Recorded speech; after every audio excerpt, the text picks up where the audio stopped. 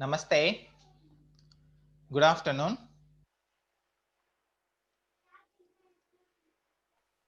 Good afternoon, sir. Very good afternoon.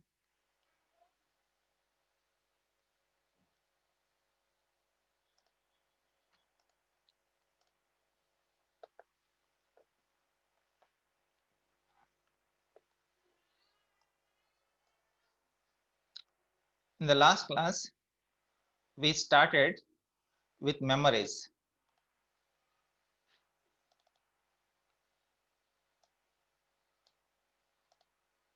In the last class, we have started this new topic called architecture considerations for embedded systems. Means if we want to build a functional embedded system, what are the different blocks that we need in general? Okay, these are the various things, various components that we need in general. Okay, and these components may be needed or may not be needed depending upon the application you are building. And in that process, we have started with these memories, external memories. They may be internal memories and also external memories. We have talked about memory, right? That memory may be internal and also external. Internal means that memory is present within the same integrated IC. Okay, if we have a processor or a microcontroller with less memory than you needed, then what we do is we add memory external to it. Okay, the memory which is present within the same IC is called internal memory. For example, we have popular microcontrollers AV Atmega 16 or Atmega 32 or Atmega 64. Atmega 16 means there is a 16 KB of flash memory. Atmega 32 means Atmega 32 is one more microcontroller.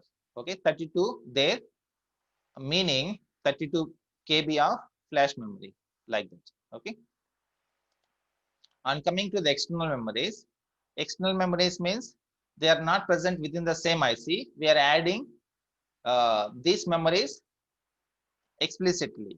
Okay, and it takes a little more time to access these memories by the processor. Processor needs more time than what it takes to access the internal memory. And here there is a classification of memories in this classification diagram. We can see the main classifications. Memory is divided into primary memory, secondary memory.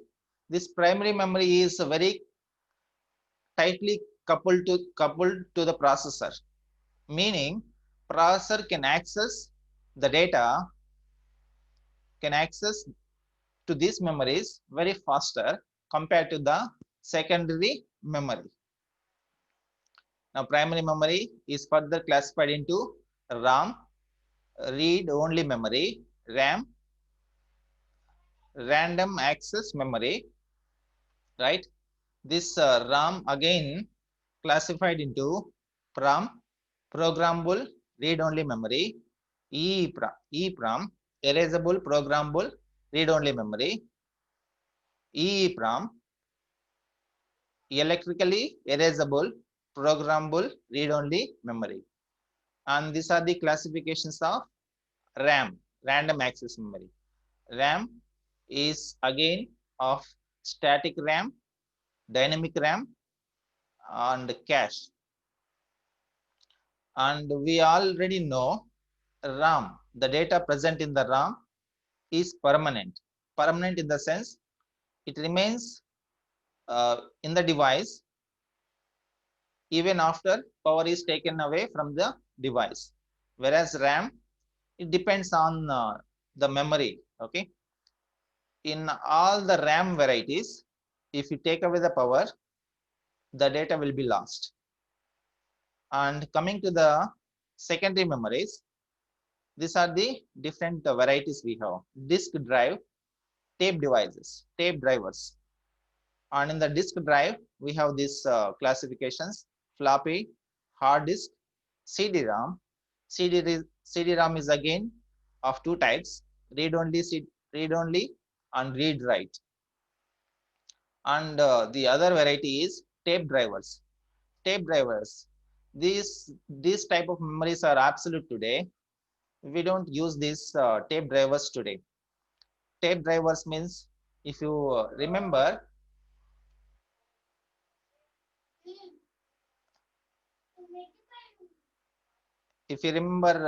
the audio cassettes, okay, and if you see the reel, that is a tape driver, okay, and it consists, it is made of some magnetic material, okay. Magnetic material means, if you can magnetize it or demagnetize it. If you magnetize it with variable magnetic intensity, that is nothing but the signal. While reading it, you keep magnetic sensor, okay, and you convert that into electrical signal. We don't use this type of tape drivers today. This disk drivers, okay, disk drivers, they are they can be floppy drives. These two we don't use today. Floppy drives are absolute. Hard disks, okay, these are present within the desktop computers or in your laptop. Hard disks. And CD, you can store some data into the CD. It is not as big as these hard disks, but they are much resembles hard disk. Okay, if you look at the hard disk present in the computer, it is very heavy and so on. Whereas this CD-ROM resembles hard disk, but it is very thin, and you can store very little memory, maybe in MBs. And these are of read only, means you can write one time, and you can read them several times. And once the data is written, you cannot write it, you cannot change it. And we also have a read write type. You can read as well as you can write several times. These are the different secondary memories. You can add the secondary memories as additional memory. Okay, they are not these type of memories. They are not present within the IC in which the processor or microcontroller is fabricated. Now we will in the coming slides, we will talk about these memories in a little more detail. And in this diagram, we have completely removed secondary memories. We are talking about again primary memories. This memory, it is having, in the previous slide, we just classified primary memory into ROM and RAM. And in this slide, we have three classifications. This primary memory, it is nothing but these are all different varieties of primary memories. Here we have classified memory into three varieties. Here we said RAM type, ROM type, and hybrid type. Okay, hybrid type. In the RAM variety, we have DRAM, SRAM. Here D means dynamic RAM. S is static RAM. Okay, we will see what this DRAM for, what is this SRAM for, what they do. Coming to hybrid variety, or let's take up the ROM, read only memory. In the read only memory, we have EEPROM, PROM, masked ROM. Okay, these are all one variety. These are all different versions, different varieties in ROM. And see, RAM memories have some qualities, some good features. And in RAM also, these memories have some good features. Okay, if you mix the good features of RAM and ROM, if we build memory out of these two, then we call hybrid memories. Such memories are called hybrid memories. Hybrid memories, they contain the good qualities of both RAM and ROM.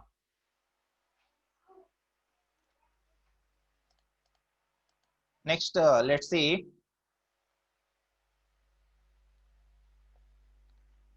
Now, in the following slides, we will talk about these memories only. Random access memory, read-only memory, hybrid memory. Now, random access memory. What is this random access memory? It's a type of memory that can be accessed randomly. That is, a memory location can be accessed without touching other locations. RAM is also called read-only memory, as you can perform both read and write operations on this memory device. This is the definition that is made earlier, maybe 10 decades, 10 years or 15 years back, when the audio tape memories are more prevalent. Okay, but it doesn't make any sense today. It is type of memory that can be accessed randomly. Today, all the memories are accessed randomly. Okay, in earlier days, when we had the audio tapes, those tapes are used to store the songs. If you want to, let's say, you are storing some songs in the audio tape, and you right now you are in first song. You want to skip to, let's say, seventh song. Is it possible? No, you have to go through all the songs. Otherwise, you have to forward it, right? You cannot jump to seventh song right from the first one. That was not possible. Whereas it is very much possible in all these memories that we use today. Anyway, this was the definition raised or made in those days when these audio tapes were in use. And random access memory, right? It has this nature. Means the data which is stored in the RAM is volatile. Volatile means the dictionary meaning, the literal meaning of volatile is ఆవిరైపోతుందంటాం కదా. Means it no more stays there for too long. Once you remove the power, the data present in the RAM disappears. It evaporates. It no more stays there.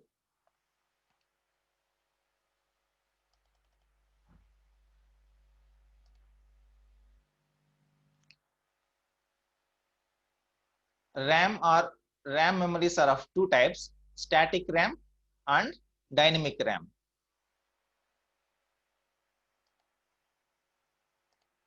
Next, we will see RAM classifications. RAM memories are of two types: static RAM, dynamic RAM. Now let's see what is static RAM. Retains its contents as long as electrical power is being supplied to the device. For example, the desktop PC contains SRAM, which loses data when power is switched off. Okay.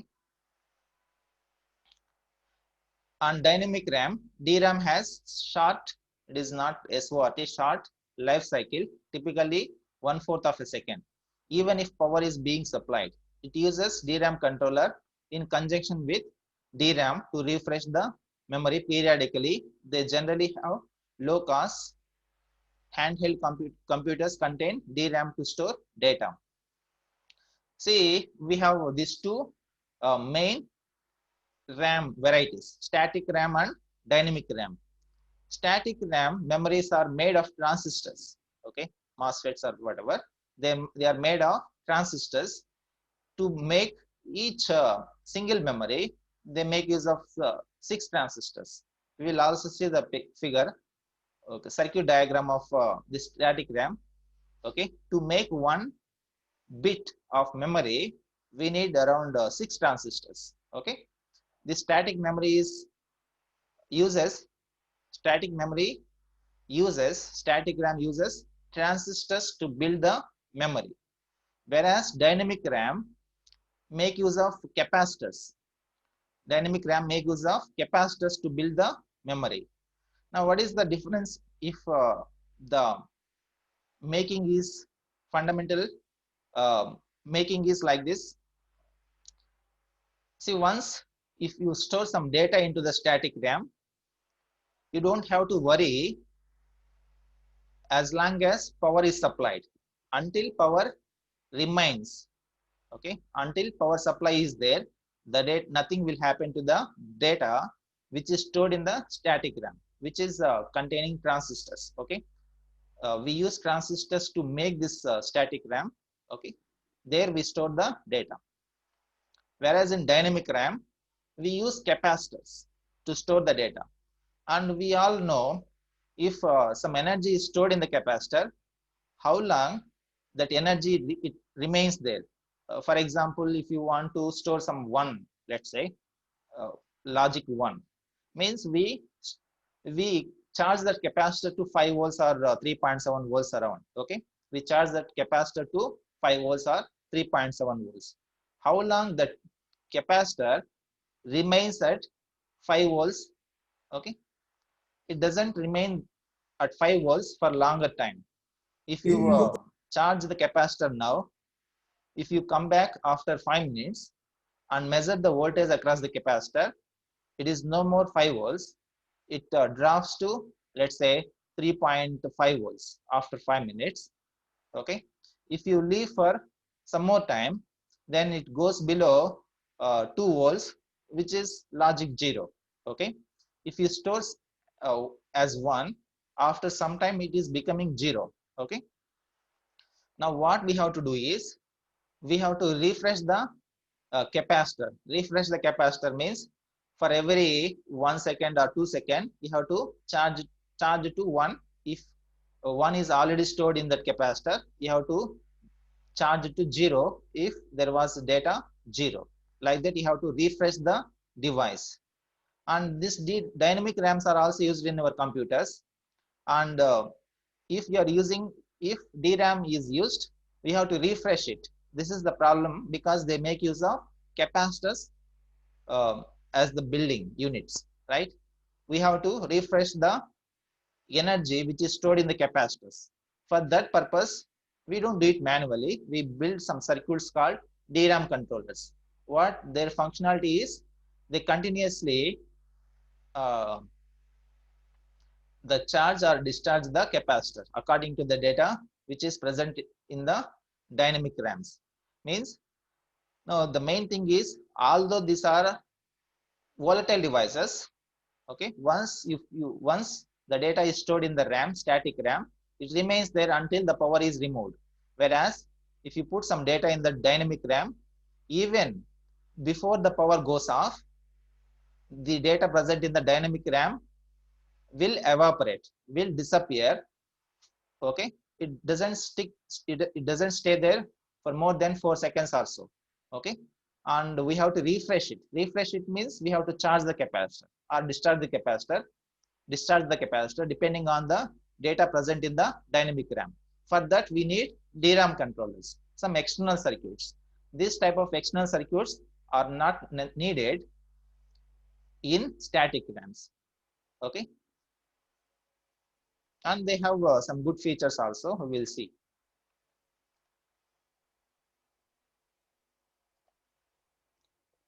And coming to read-only memory, RAM. It is a memory device from which the processor can read data, but to which it cannot write data. Like CD, the programs and data that needs to be permanently stored are kept in RAM devices. RAM retains its contents even if power is switched off. Therefore, it is used to store program codes and any permanent data retained to initialize and operate embedded systems. And as the RAM means, there are many varieties. In some memories, we cannot write again. Once if you write with some data, you cannot write again. In some RAMs we can do it. Okay, we can read or we can write too. Generally, as the data stores forever means even after the power is switched off. What type of data is stored in such devices, such memories? Generally programs. Program means if you are writing one program, embedded program, and where you like to store it, in RAM, a temporary memory, or RAM. Generally we prefer to store it in RAM. Okay, even means program remains there. So RAM memories are used to store programs and also operating system codes, operating system programs. Next, these are the uh, types of RAM. A variety of RAM devices are available. PROM stands for programmable read-only memory. EPROM, erasable programmable read-only memory. See, these programmable read-only memories are manufactured in the fabrication unit, and the data that is stored is the data that which is present in the PROM, that is stored in the fabrication unit only. Okay, once it comes to the user, okay, once it comes to the user, we cannot do anything about the data which is present within the PROM. These are factory programmed. Okay, factory programmed means let's say I am building some electronic gadget. In that gadget I want to store some lookup tables. Okay, like decoder, uh, some decimal to 7 segment decoders, and so on. For that we use lookup tables. Now you give it what type of data to be stored in that PROM. The details are to be given to the factory. Okay, in the factory, while making the device, while making the PROM, the data is stored at the time of making the device. Once it comes out of the factory to the customer or user cannot have any control over the data which is present within the PROM. Okay, it comes with the data. You have to use the device. If you want some other data to be present within that particular PROM, you cannot do it. Okay, you have to throw away that PROM and buy the new PROM which is containing the data you want. Generally, these are all not general purpose.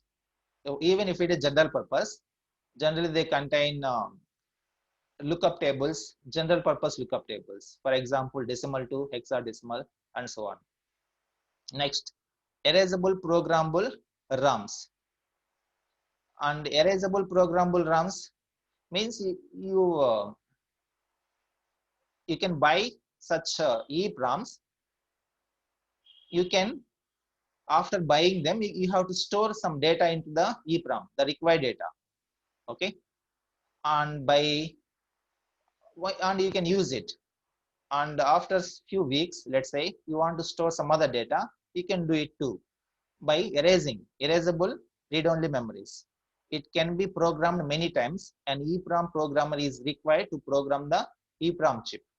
See, if you want to erase the data, you have to send some electrical signals, high voltage electrical signals to the memory units to erase the data. Okay, for that you need a separate circuit called EPROM programmer. Okay, once you erase the data, you can write with new data. Okay, that is the main difference between this programmable RAM and erasable RAM. The data which is stored in the PROM, it is written while making the device in the factory. Okay, after coming to the user, once the device gets into the hands of the user have no control regarding the writing. Okay, whereas EPROM, he can write with whatever data he wants to store into this EEPROM, right? Next, hybrid memories. These hybrid memories are like this: electrically erasable programmable RAM, EEPROM. It is called EEPROM, electrically erasable programmable read-only memory. Non-volatile RAM, in short NVRAM. Flash memory. Okay, flash memory. Now let's see what are these different types of hybrid memories. Actually, hybrid memory, as we just now said, it has good qualities of both RAM and also RAM. Okay, RAM has some good qualities, RAM has some other good qualities. By adding the good qualities of RAM and RAM, these hybrid memories are evolved. Now let's see what is electrically erasable programmable read-only memory. It is similar to EEPROM, but it can be erased electrically by applying an electrical signal to one of the pins. You can do it very easily. Okay, compared to EEPROM, EEPROM erasing is very easy. You don't need to generate such high voltages like 100 volts or 150 volts for erasing the data. Just with 5 volts, you can erase the data which is stored in the EEPROM. Erasing and writing is very easy in EEPROM. Okay, and the next type is non-volatile RAM. Non-volatile RAM. It is a SRAM with battery backup. With battery backup. It is SRAM only, static RAM. As we already said, static RAM, it can store the data as long as power is present to the device. Once you remove the power, then the data will be lost. Okay, that is the nature, that is the quality, or that is the nature of SRAM. If you remove the power, then the data present in the SRAM is lost. Now, how do you make it non-volatile? How do you make it permanent memory? Make something so that power is continuously given to power is continuously available to the SRAM. How can you do it? By adding battery. Small coin cell is used, okay, with SRAM. If we add coin cell, some battery backup, right? If we add coin cell, then coin cell plus SRAM becomes NVRAM. There is nothing different about this. It is nothing strange. It is just adding a battery backup to this SRAM, then it becomes non-volatile. Volatile means it disappears. Non-volatile means it won't disappear. It remains there. Okay. Now, when the main power supply is there, then this SRAM consumes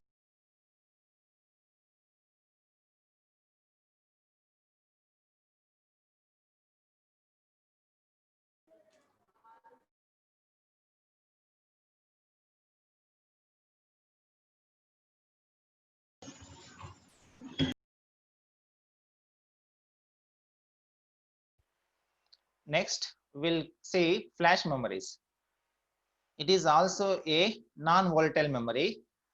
All these memories are non-volatile only. Flash memory, faster than EEPROM. Okay, faster than EEPROM. How fast EEPROM works? It works. Flash memory works faster than EEPROM. The main attraction of flash is that it can be erased one block at a time and programmed one bit at a time. Flash memory devices are high density, low cost, fast to read but not to write, and electrically programmable. It is being extensively used for embedded systems that contain embedded OS and application programs such as handheld computers. See, if you look at EEPROM, there you have to erase bit by bit or byte by byte. Okay, means if there is a 1 MB or 10 MB of data, it takes a lot of time if you erase like that. It won't allow you to erase more than 1 byte or so. Okay, that is how it is made. means it takes a lot of time. If you want to write with new data, you have to erase it first. You have to erase the data which is already present in the EEPROM, and erasing takes a lot of time. Okay, whereas in flash memory, you can erase with one clock pulse, with one clock cycle. You can erase lots of memory. Okay, maybe one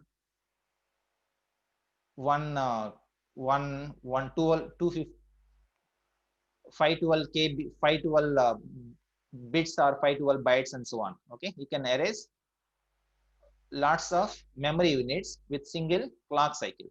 Okay, that is the good thing about flash memories. Means you can erase faster and it is slow. Okay, just like the speed, writing speed is same as EEPROM. Means if you want to write with something with new data, you have to erase that data.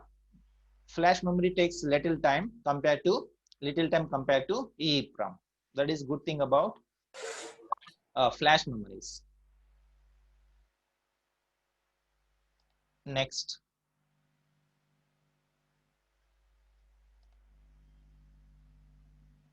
next one is secondary storage devices. These secondary storage devices are hard disk, floppy disk, and CD-ROMs. These are the secondary storage devices, and generally this secondary storage devices are not used in small embedded systems unless it is a big one. Okay, to build many times to build embedded system, we don't need secondary memories. We can do it everything with the memory which is already present within the same IC. With internal memory, you can build complete a functioning embedded system. Okay, these are rarely used. Generally, these are used in computers or big embedded systems, handheld embedded systems, and so on. High-end operating systems and application software require very large programs. If you are building embedded system which contain operating systems like your smartphone, there we use secondary storage devices. Okay, and virtual memory. Such requirements are driving the industry to introduce secondary storage on some embedded devices. Okay.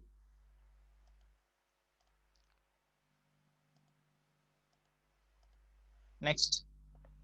So these are all memories. We have talked about memories, different varieties. What are the different memories we have seen?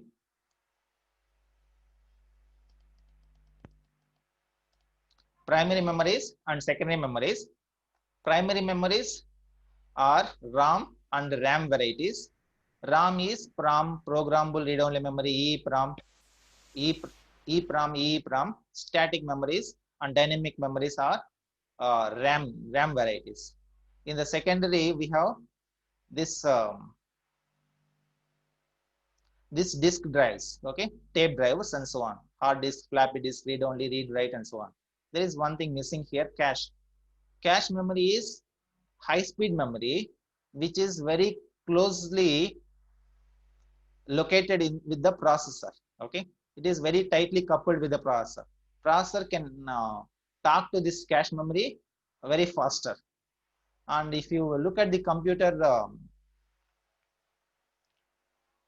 features, then they also label these things. Cache is 6 KB, 6 MB cache, or 12 MB cache, and so on, so on. Okay, if you have a lots of cache, then the computer will be faster. Okay, this is very tightly coupled with the processor. And this is hybrid memory is also non-volatile memory. EEPROM is non-volatile, flash is also non-volatile, NVRAM is also non-volatile. Okay, and this is masked RAM. Masked RAM is made in the industry just like PROM. Okay, masked RAM, while storing the how you write the data into the memory. Okay, that is this masked idea. Means we use masks to store one or zeros. Okay, and also we can this RAMs, masked RAMs are something like this. They are See, they come as a blank memory, blank memory unit, and user has to write something to it. Once user written something to it, he cannot change it afterwards. Okay, that is this. For it is something like it contains some fuses. Okay, by blowing away those fuses, he stores the data, and he cannot refuse them. That is this masked RAM concept. Masked RAM means it is means that memory comes as a blank, means nothing is stored. Of course, either all of them may be zeros or all of them may be ones, depending on the construction of the RAM, masked RAM. Now you have to store some data into the this masked RAM. How?